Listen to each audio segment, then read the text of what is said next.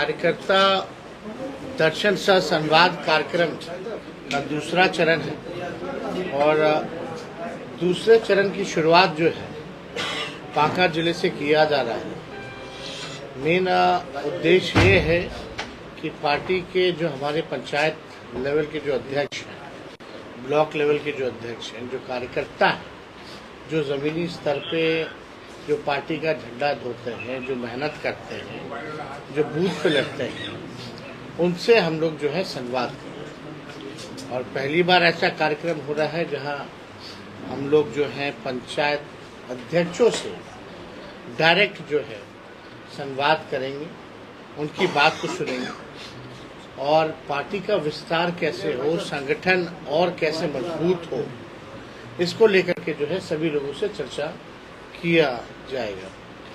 और पूरे बिहार में हर प्रत्येक एक जिले में हम लोगों का कार्यक्रम होना है।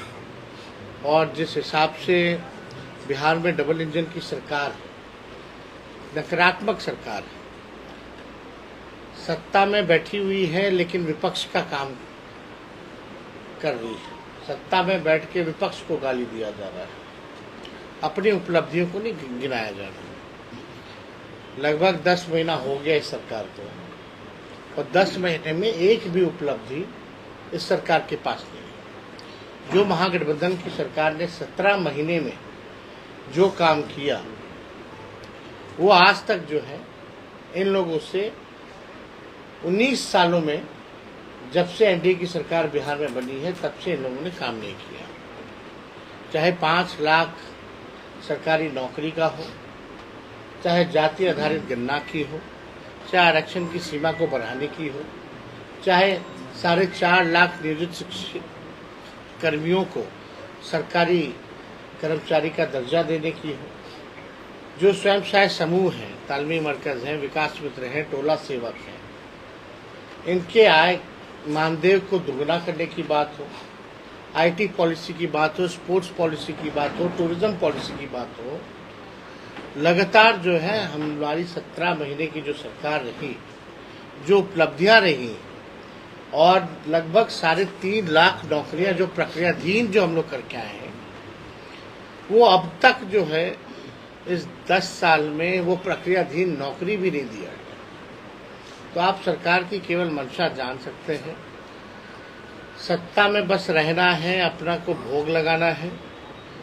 बिहार में महंगाई है, बेरोजगारी है, पलायन है, गरीबी है, इस पे कोई चर्चा सरकार जो है नहीं करती। क्या योजना है वो सरकार नहीं बताती है।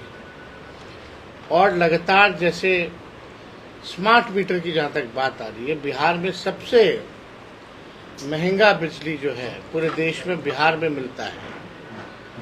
और इस महंगे बिजली को लेकर के जिस हिसाब से ये स्मार्ट मीटर नहीं, स्मार्ट चीटर मीटर हो चुका है, इससे जनता त्रस्त हो चुकी है। अब लोग जो है परेशान हैं, लेकिन सरकार जो है अड़ी हुई है। हम लोगों ने जो कहा था चुनाव से पहले, वो हम लोगों ने कमिटमेंट पूरा किया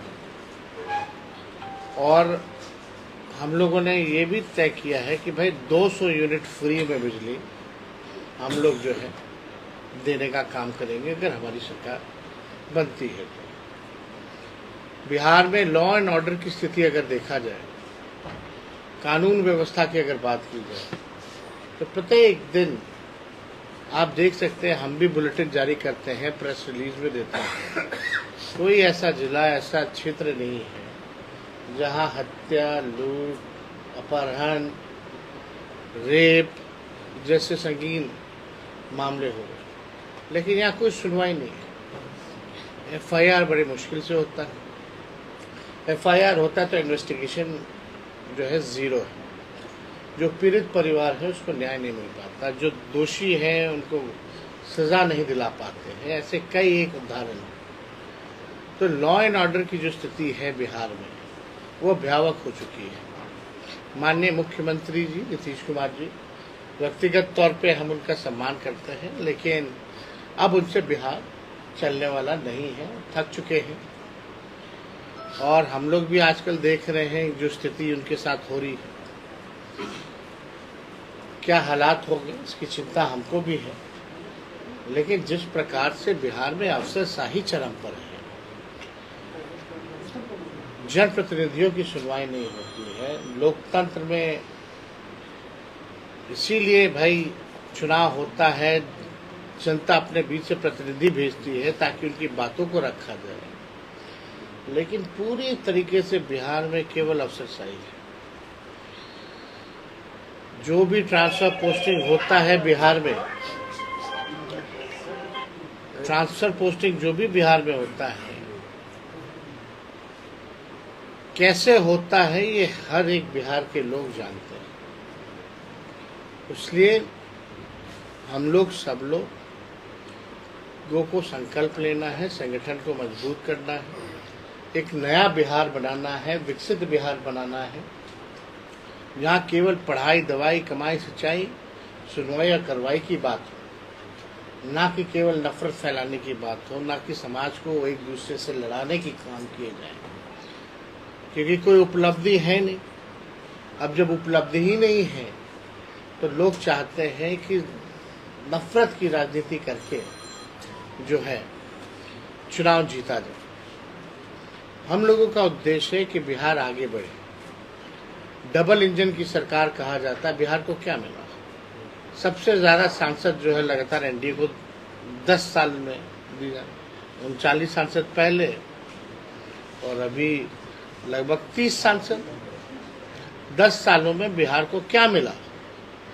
आज जो सरकार बनी है केंद्र में, बिहार के बलबूते बनी है, बिहार के वोटरों ने उस सरकार को मत दिया है, लेकिन बिहार को बदले में क्या मिला? केवल छलावा, केवल सौतेलापन। चुनाव से पहले बिहार को विशेष राज्य का दर्जा देंगे और चुनाव के बाद जो है ठेंगा दिखा देते, बोलते नीति आयोग ऐसा प्रावधान नहीं है। कौन करेगा ये प्रावधान? हम लोगों ने जो आरक्षण की सीमा जो बढ़ाई थी, जाति आधारित गणना करा करके 65% और 10% EWS का एज इट इज हम लोगों ने रखा, यानी टोटल 75%। उस समय भी हम लोगों की मांग थी केंद्र सरकार से कि इसको शेड्यूल 9 में डाला जाए, तमिलनाडु के तर्ज पे। लेकिन तब भी जो है अभी भी कोई सुगबुगाहट नजर नहीं आता। यानी ये साफ तौर पे दिखाता है जो सरकार है आरक्षण विरोधी, जो सरकार है, हम लोगों की तो मांग थी पूरे देश में अब जाति आधारित गणना। अब पूरे देश में मुख्यमंत्री अब को जवाब देना चाहिए। अब तो इतना पावर रखते हैं कि भाई सरकार गिरा सकते हैं, कंट्रोल में कर सकते हैं, तो अब जाति आधारित गणना की बात क्यों नहीं करते माननीय मुख्यमंत्री जी? हम ही ने प्रस्ताव दिया था बिहार विधानसभा में जब नेता विरोधी दल थे, चलिए प्रधानमंत्री जी से मिलते हैं। सब पार्टी हम लोग गए थे, मुख्यमंत्री भी गए थे, मांग किए थे। अब मेरा सवाल बनता है, क्या वो मांग की तो अब जरूरत नहीं, क्योंकि you are the part of the government. अब तो आपको कराना है, निर्णय लेना है। तो अब जाति आधारित गणना में क्या निर्णय होगा माननीय मुख्यमंत्री जी का? क्या प्रधानमंत्री जी से बात करके इस काम को कराएंगे पूरे देश भर में कि नहीं कराएंगे? ये भी सवाल जो है उठता है। तो आज बाका हुआ है, इसी बीच जो है कल ही चुनाव की घोषणा भी कर दी गई है और एकदम आनंद फानंद में हुआ। 3 दिन बाद लगता है कि नॉमिनेशन भी शुरू हो जाएगा झारखंड में, और 2 फेजेज में है, 13 और 20 को। और 13 वाले फेज में बिहार के उपचुनाव भी हैं 4 सीटों पर, तो उसको भी पार्टी जो है हम लोग देखेंगे। और इसको लेकर के परसों का कार्यक्रम, जो हमारा ये टूर का जो कार्यक्रम जो था, कल जमुई करेंगे। जमुई के बाद, क्योंकि अब चुनाव अचानक से बीच में आ गया, तो हमको रांची दौरे पर भी जाना है, तो जमुई से ही हम रांची जो है जाएंगे। वहाँ हम लोग महागठबंधन इंडिया अलायंस जो है झारखंड में, पिछला चुनाव हम लोग मिलके लड़े थे, इस बार भी हम लोग जो है मिलकर के लड़ेंगे, मिल के लड़के भाजपा को वहाँ परास्त करेंगे, एनडीए को परास्त करेंगे।